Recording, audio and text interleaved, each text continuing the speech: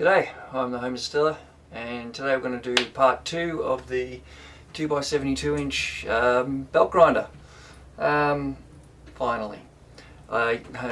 First I want to apologise on how long it's taken, because I thought I lost all this footage. Excuse that noise if you can hear it, there's a bird on the roof. But I found it, so bonus. Now, on this video I'm just going to show the machining of the main tracking pulley. This is the crowned pulley. I cast the stock and then machine it down and I won't show the machining of the smaller two contact wheels because this is pretty much straight machining and pretty simple stuff, this one. Now, if you don't have access to a lathe, I reckon you could make these with a high quality plywood, something like birch plywood or something like that. You could try MDF. I'd be a little bit concerned about it flying apart, so I personally would probably glue some thin plywood at either end just to kind of help bind it together. And then you could just drill the bearing seats and everything with like a Forstner bit. That gives you a nice center indicator, and then chuck this up in your drill press, and do clean up the outsides like that. I think you could get a serviceable pulley that way, or you could just buy these on somewhere like AliExpress and that kind of thing, but they're not cheap for what they are. They're just a hunk of aluminium that's had a little bit of machining done to it. They're not overly cheap. These are probably the one of the biggest pain in the poopers to get and deal with. But yeah, I think MDF or preferably plywood would be better. It's just balancing them after that too. You want to balance them to some degree. If they're way out of balance, your whole thing will vibrate. You probably only need to hang them on a shaft and see if there is one particularly heavy side, or just spin it in your hand. If you can feel it going brrr, then way out of balance. Now, the surface finish I got on these wasn't the greatest, but again, it doesn't really matter too much. And I also have, if it will focus, there we go, quite a few inclusions and bubbles and that kind of stuff in this one, but again, I'm not overly concerned because it's just a contact wheel, so that doesn't really affect anything. These other two came out much nicer. There's hardly any, if it will focus, hurrah. There we go. There's hardly any inclusions and that kind of stuff, and I think it's partly due to the flux that I'm using and the degassing. I think I'm actually making it worse with some of the stuff that I'm using, so I've got to change that up. There's probably 1 or 2 more videos to go on this series, because I've got to make another pulley for the main drive pulley, because the larger one that's on that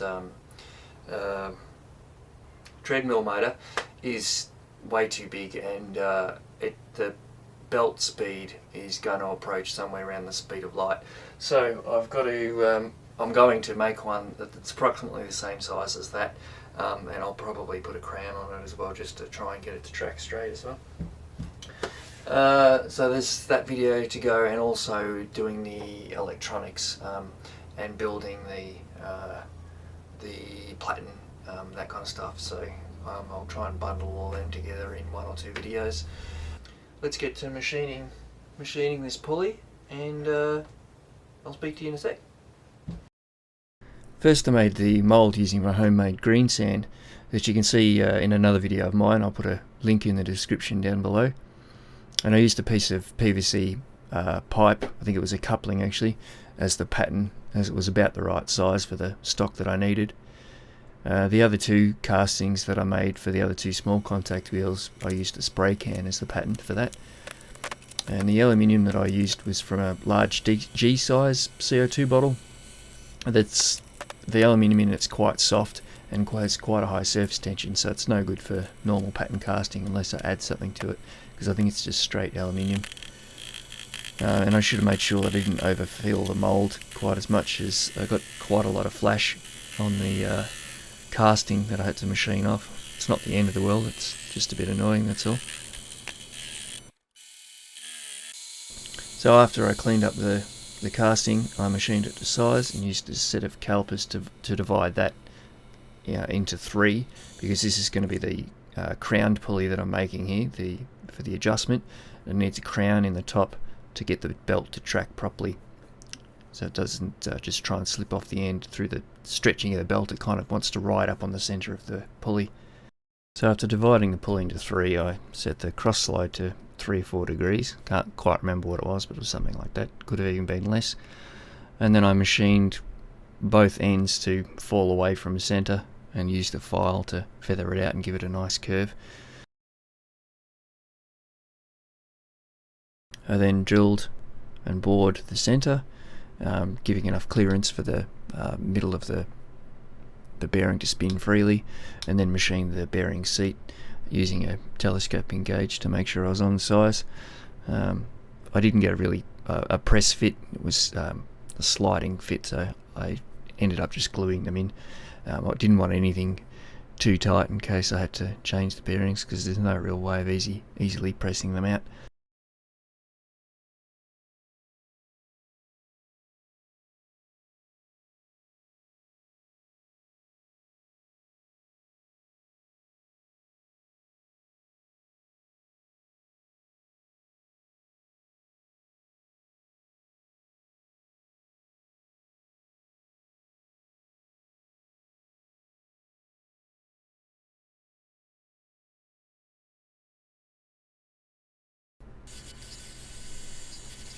So then I flipped the part and trued it up using a dial indicator, and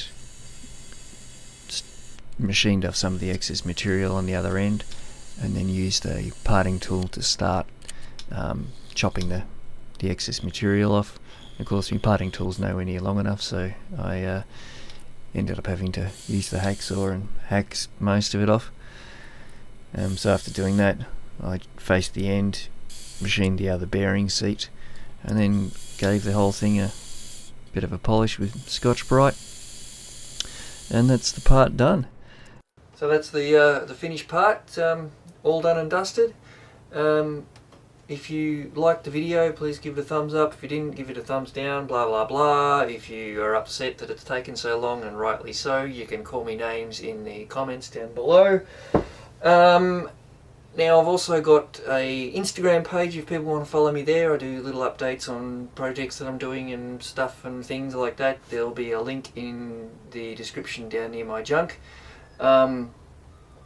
There's also a Patreon page that I started, so if anyone wants to sling me a couple of bucks there, that would be lovely. I've done it on a per video, but I won't be charging every video. I'll be charging a maximum of once a month.